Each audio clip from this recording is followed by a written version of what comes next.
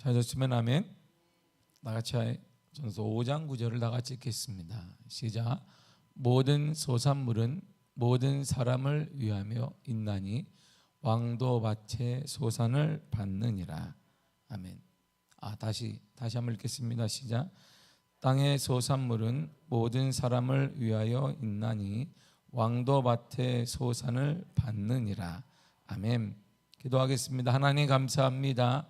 오늘 아침에도 주의 전에 나와 하루를 열어갈 수 있는 은혜를 주심을 참으로 감사드립니다. 주의 은혜가 우리의 삶에 내려지게 하시며 하나님 만나는 놀라운 은혜를 허락하시고 그 감격으로 일평생 살아가게 하여 주옵소서. 예수님의 이름으로 기도했습니다. 아멘. 하나님은 공평하시다라는 얘기를 솔로몬이 본문을 통해 말해주고 있습니다. 우리가 말할 때 왜 공평하냐면 본문 다시 한번 읽도록 하겠습니다. 시작. 땅의 소산물은 모든 사람을 위하여 있나니 왕도 밭의 소산을 받느니라.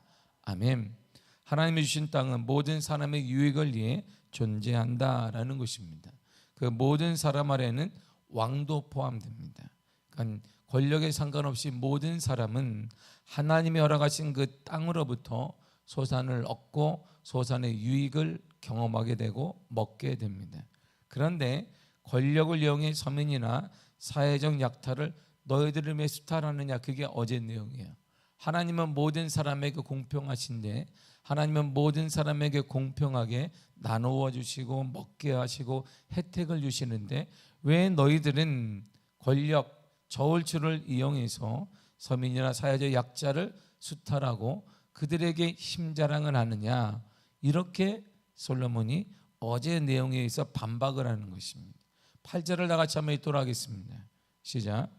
너는 어느 지방에서든지 빈민을 학대하는 것과 정의와 공의를 짓밟는 것을 볼지라도 그것을 이상히 여기지 말라. 높은 자는 더 높은 자가 감찰하고 또 그들보다 더 높은 자들도 있음이니라. 아멘. 감찰한다 이런 말이에요. 하나님이 보고 계시지 않느냐? 하나님은 너희들을 세세하게 보고 있는데, 그래서 하나님이 너희들은 왜 힘을 가지고 저울추를 이용해서 왜 잡아당 너의 힘으로 너가 유익한 쪽으로 잡아당기고 있느냐, 그 얘기를 묻고 있는 것입니다. 그럼에도 하나님은 모든 소산물을 땅의 모든 사람들에게 공평하게 다 유익을 주고 나눠주고 있다는 것입니다. 이런 현상이 그 당시에도 지금도 일반적으로 일어났다 이런 말입니다. 3000년 전에도 일어났고 지금도 일어나고 있다라는 것입니다. 전도 4장 1절이 이렇게 말합니다. 시작. 내가 다시 해 아래에서 행하는 모든 학대를 살펴보았도다. 보라, 학대받는 자들의 눈물이로다. 그들에게 위로자가 없도다. 그들을 학대하는 자들의 손에는 권세가 있으나 그들에게는 위로자가 없도다. 아멘. 자 보세요. 반복하는 말이 있어요. 오늘 어제 8절과 그리고 오늘 지금 읽었던 4장 1절에 하나님이 어떤 속성이 나오는데, 자, 하나님은 감찰하신다 이렇게 나와요. 감찰이 뭐냐면 자세하게 눈여겨보신다 이런 말입니다. 그리고 살펴보고 계신다 이렇게 말합니다. 누가? 하나님께서 땅의 모든 사람들을 자세하게 보고 계시다. 땅의 모든 사람들에게 삶의 무게를 재고 계시다 이렇게 말합니다. 그래서 우리는 하나님을 이렇게 표현했어요. 시편 기자는 그래서 그 하나님은, 그래서 우리가 믿는 하나님, 우리가 섬기는 하나님은 이런 하나님이야 라고 시편 기자는 얘기했던 것입니다. 시편 139편 1절에서 4절을 돌아가겠습니다. 시작. 여호와여, 주께서 나를 살펴보셨으므로 나를 아시나이다. 주께서 내가 앉고 일어섬을 아시고 멀리서도 나의 생각을 밝히 아시오며 나의 모든 길과 내가 눕는 것을 살펴보셨으므로 나의 모든 행위를 익히 아시오니 여호와여, 내 혀의 말을 알지 못하시는 것이 하나도 없으시니이다. 아멘. 반복하는 말이 뭐예요? 나를 살펴보셨습니다. 내 생각을 아십니다. 나를 살펴보셨습니다. 하나도 알지 못하는 것이 없습니다. 그래서 반복하잖아요. 똑같은 말을 해서 시편 기자는 하나님을 정확히 이렇게 보고 있습니다. 하나님은 나를 살펴보셨습니다. 내 생각을 아십니다. 하나님은 나를 살펴보셨습니다. 나에 대해서 모르는 게 하나도 없습니다. 이렇게 말해요. 이것이 시편 기자뿐만 아니라 하나님의 경험한, 그래 하나님의 은혜를 경험한 모든 사람의 특징이 바로 하나님을 그렇게 말해주고 있다는 것입니다. 하갈이 아브라함의 사라의 이름이 바뀌죠. 하나님을 만나기 전 사라의 종이었던 하갈이 임신을 하게 됩니다. 임신을 하는 순간 하갈이 여주인인 사라를 계속 무시하게 돼요. 그래서 어찌하는 다툼이 일어나니까 아브라함이 아내에게 말하길 당신 편한 대로 해라. 그래서 이 학대를 다시, 그러니까 이 안갚음을 다시 사라가 하갈에게 하게 됩니다. 그래서 임신한 채로 하갈이 도망가 버려요. 더 이상 못 살겠다라고 그 집을 뛰쳐나와 도망을 가게 됩니다. 사막의 샘 곁에 앉아서, 근데 누구와 낯선 사람을 만나서 대화를 계속 하게 돼요. 왜 왔느냐? 이래서 왔습니다. 이게 하갈이 계속 하자, 그가 어느 순간에 대화를 막 하는 중에 일반 사람은 아니고, 그리고 하갈이 그때서야 깨닫게 됩니다. 아, 하나님이구나 이분이. 그러면서 하갈이 이렇게 고백을 합니다. 창세기 16장 13절입니다. 시작. 하갈이 자기에게 이르신 여호와의 이름을 나를 살피시는 하나님이라 하였으니 이는 내가 어떻게 여기서 나를 살피시는 하나님을 배웠는고 아미라. 아멘. 하갈이 하나님을 어떻게 봤어요? 나를 살피시는 하나님이다. 그리고 또 반복하잖아요. 살피시는 하나님. 잠깐만 띄워봐요. 자, 창세기 16장 13절에 보니까 하갈은 이렇게 고백해요. 나를 살피시는 하나님이다. 반복해요. 이 한 단어 한 절에서 하갈이 반복하는 게 뭐냐면 하나님은 나를 살피신다. 그리고 또 나를 살피신다. 이렇게 얘기해요. 그러니까 하갈에게 하나님은 그때 깨달은 거예요. 하나님을 만나는 자마다 깨달았다. 그전에 몰랐단 말이에요. 그전에 하갈이 몰랐으니까 막 자기가 임신했으니까 막 여주인도 들이받고 막 했단 말이에요. 가정에 풍파도 일으켰단 말입니다. 그런데 이제 깨달은 거, 하나님을 경험하니까 아, 하나님은 살피시는 하나님이구나. 하나님은 세세하게 보고 계시는 하나님이구나. 그래서 자기가 쫓겨나서 사막 가운데 있을 때 샘 곁에서 물을 허락하시고 복을 허락하시고 다시 아들을 통해 민족을 허락하시는 은혜를 경험하게 되었던 것입니다. 하나님을 만난 자마다 동일하게 말하는 게 이거예요. 솔로몬도 그랬고 다윗도 그랬으며 시편 기자도 그랬고 성경의 모든 곳곳마다 하나님을 경험한 자들은 경험하기 전과 경험한 후가 달랐어요. 경험한 후에 그들이 하나같이 얘기하기를 하나님은 살피시는 하나님이야. 누구를? 나를 살피신다. 나를 살피신다.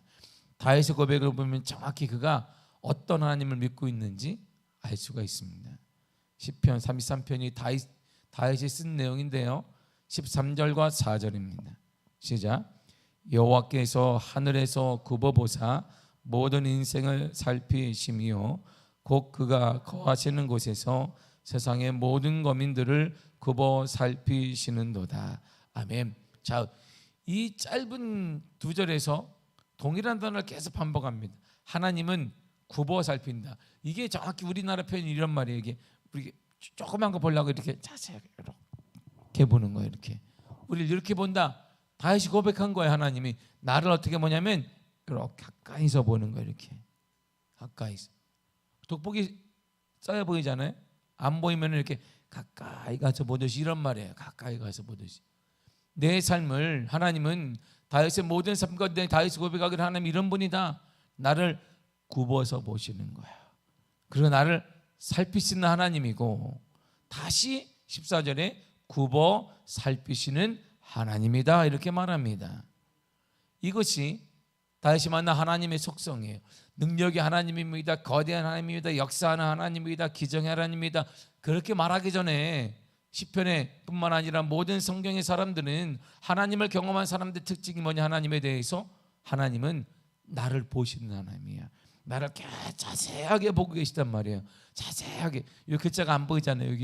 여기 있는 성미 쌀에 글자가 안 보이면 어떻게 보냐면 가까이 가서 보면 돼요. 이렇게 보인다.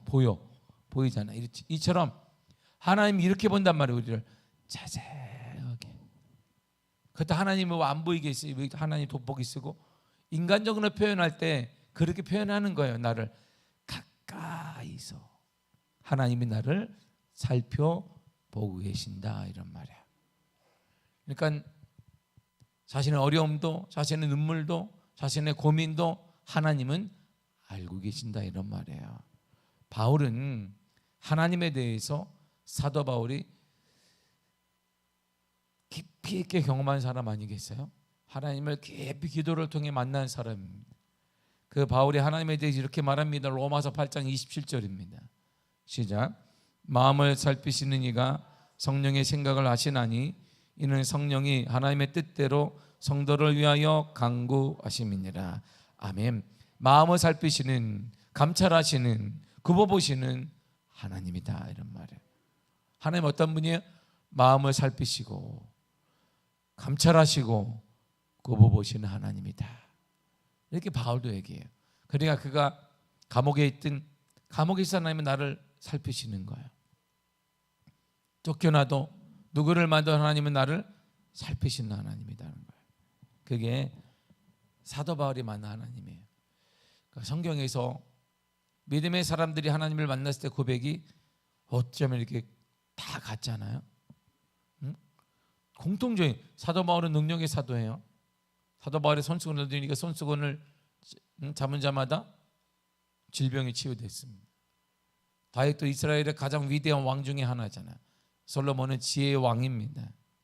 하갈 또한 아브라함의 은혜로 아브라함이 분명 허락하지 않았지만 하나님께서 참지 못하고 낳긴 낳았으나 지금 두 민족 가운데 중동 지방이 싸우고 있는 원인 중에 하나는 이스라엘 민족을 낳았던 하갈 여자입니다. 그들의 공통점, 신분이 다르고 시대가 달라요. 다 달라요. 왕이기도 하고 종이기도 하고 3,000년 얘기기도 하고 2,000년 얘기기도 하고 다 시대가 달라요. 상황이 다 달라요. 모든 여건이 달라요. 그런데 그들이 공통적으로 하는 얘기는 하나님은 마음을 살피시고 감찰하시고 굽어보시고 자세히 나를 보시는 하나님이야. 이게 공통된 얘기야. 그러므로 우리는 하나님 앞에 있다는 전전의식을 가져야 돼요. 하나님 앞에 산다는 의식, 바로 코람데의 신앙을 잊지 말아야 됩니다. 이것이 신앙인의 참다운 자세예요. 능력의 사도, 능력의 역사 이런 것보다 참다운 깨어있는 신앙인은 내가 하나님 앞에 있다, 하나님 앞에 살고 있다, 하나님과 더불어 살아간다는 사실을 잊지 말아야 된다 이런 말입니다. 시편 기자는 16장 2절에 이렇게 말합니다. 시작. 내가 여호와께 아뢰되 주는 나의 주님이시오니 주밖에는 나의 복이 없다 하였나이다. 아멘. 보세요. 그의 고백은 딱 하나예요. 주밖에는 나의 복이 없습니다. 하나님 복이 많습니다. 그런데 주님만이 나의 복입니다. 이렇게 말. 이건 대단히 욕심 많은 사람이잖아요.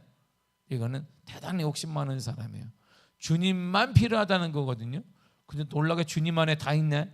물질도 있고 환경도 있고 이길 힘도 있고 치유도 있고 역사도 있고 뭐 다 있는 거예요. 그 대단히 겸손한 표현 같지만 대단한 믿음의 소유자, 지혜로운 사람이에요. 주밖에는 나의 복이 없습니다. 근데 주님과 동행하게 되면, 주님과 함께하게 되면 그분 안에는 보화가 다 있는 거, 우리가 원하는 보화가 다 들어있는 거야. 그러니까 다른 걸 잡지 말고 주님을 잡아야 된다 이런 말이에요. 주님을 꽉 놓지 말아야 된다 이런 말입니다. 그렇다면 이제 우리가 주님의 복이라고 믿는다면, 주님이 복이 되시고 그 복된 주님 나를 감찰하시고 살피시고 자세히 보고 계시다고 믿는다면 이제 이런 자세로 지금부터 살아가시기를 바랍니다. 이렇게요. 신명기 16장, 신명기 6장 18절과 19절입니다. 시작. 여호와께서 보시기에 정직하고 선량한 일을 행하라. 그러면 내가 복을 받고 그 땅에 들어가서 여호와께서 모든 대적을 내 앞에서 쫓아내시겠고 내 조상들에게 맹세하신 아름다운 땅을 차지하리니 여호와의 말씀과 같으니라. 아멘. 자, 여기 딱 보세요. 가장 중요한 단어가 뭐겠어요? 행하라? 아니야. 행하라가 아니야. 내 앞에서 쫓아내시리라, 하나님이 쫓아내시리라, 그거 아니에요. 가장 앞에 있는 딱 두 단어를 보세요. 여호와께서 보시기에. 정직한 기준이 있습니다. 우리가 볼 때 난 정직한 사람, 선량한 사람, 기준이 다 있어요. 이 시대가 원하는 기준이 있습니다. 이 시대가 원하는 기준 말고 이런 말이에요. 누가? 여호와께서 보시기에, 이런 말이에요. 기준이 누구다? 시대가 아니다, 이런 말이에요. 이 시대의 도덕 이런 게 아니라는 거예요. 선한 기준, 정직의 기준, 모든 것은 누구에게? 여호와께서 보시기에, 이런 말이에요. 정직의 기준은 하나님이시다. 선함의 기준은 하나님이시지 이 땅이 아니에요. 난 훔치지 않았습니다. 외관적으로 나는 도둑 옆집 거 도둑질하지 않았습니다. 정직하네. 그거 아니다, 이런 말이에요. 그거 아니다, 이런 말. 그게 하나님이 보시기에, 이런 말이에요. 하나님이 보시기에. 나는 행동하지 않았으나 하나님은 정직하지 않다라고 말하고, 나는 행동하지 않았더는 도둑질했다라고 말하고, 이렇게 하나님이 말하시기도 한다, 이런 말이에요. 이것이 우리가 아는 예수님이 신약에 넘어오면 주님의 말씀을 이해하면 정확히 알 수 있습니다. 정직의 기준은 이 땅이 아니에요. 본문의 가장 신명기 가장 중요한 것은 모세에게 하나님이 말씀하자 하는 것은 너희들이 선한 기준으로 사는구나, 너희 정직하게 사는구나, 너희들의 기준에 따라 이런 것이 아니라 여호와 보시기에 하나님의 기준을 가지고 살아가라, 이런 말이죠. 그렇게 하면 세 가지 복을 오늘 본문이 저기에서 얘기하는 거예요. 첫째, 복을 받는다, 이런 말이에요. 그리고 하나님께서 직접 너의 대적을 쫓아내신다. 적이 많아요. 이것이 우리의 가난이기도 하고, 이것이 우리의 환경이기도 하고, 이것이 우리의 어떤 막힘이기도 하고 질병이기도 하는데, 그것을 내가 맞쫓는 것이 아니라 여호와 하나님께서 그것을 대신하여 쫓아내어 주시리라 그랬어요. 그리고 세 번째가 뭐냐면 약속을 성취하여 주시리라. 하나님이 약속을 반드시 성취하여 주신다라는 것입니다. 이게 하나님의 복이에요. 그냥 대놓고 말하는 주님이 너에게 너는 복을 받을 것이다, 너의 모든 죄를 내가 제거할 것이다, 그 약속을 성취하여 주리라. 누가 뭘 하면? 하나님 모시기에 하나님을 기준으로 삼아 살면, 이런 말이에요. 하나님을 기준으로 삼아 살아가야 되는 거예요. 우리의 기준이 아니다, 이런 말이에요. 여러분들의 신앙의 기준, 내 삶의 기준, 그거 아니에요. 우리의 도덕적 기준, 그것이 아니라 하나님의 기준으로, 여호와 보시기의 기준으로 살아간다, 이런 말입니다. 내 기준을 살면 사람은 교만하다, 이 말이에요. 금방 교만해집니다. 그런데 하나님의 기준을 살면 거기에 닿을 자가 많지 않아요. 그러면 겸손하게 되고 하나님의 도움을 구하게 되죠. 그래서 하나님의 도움을 구하니 하나님이 그 도움의 손길을 외면하지 않는 그 하나님이 만져주시고 허락하시며 역사하시며 기적을 인도하여 주시게 되는 것입니다. 사랑하는 성도 여러분, 솔로몬은, 그리고 다윗은, 하갈은, 그리고 성경의 모든 인물은, 심지어 바울도 그랬고 지금도 하나님을 경험한 오늘날의 사람들도 동일하게 이렇게 나타나는 현상이, 하나님을 만나는 자마다 나타나는 현상이 있어요. 하나님이 거룩한데 무섭다는 말을 하는 거예요. 왜? 내 모든 일거수일투족을 아시기 때문입니다. 내 모든 걸 살피시기 때문이에요. 이것을 모든 자들은 고백하며 그렇게 살아갑니다. 바로 그러한 자의 삶 가운데 하나님은 참다운 복을, 여러분의 모든 문제를 대신 해결해 주시는 은혜를, 그리고 약속이 성취된 놀라운 축복을 허락하여 주십니다.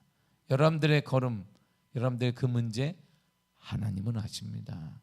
하나님이 반드시 제거하여 주실 것이고 응답하여 주실 것이며 길을 열어 주실 것입니다. 막힌 담이 무너지는 역사를 허락하여 주실 것입니다. 이 믿음으로 기도하는 거예요. 이 믿음으로 입을 열어 기도하시기를 바랍니다. 그러니까 어떻게 적당히 우리가 기도하겠어요? 이 문제를 주님이 해결해 주시겠다는데 담대하게 입을 크게 열어, 내 입을 넓게 열라 내가 채우리라 그랬어요. 내 입을 크게 열라 내가 채우리라 그랬어요.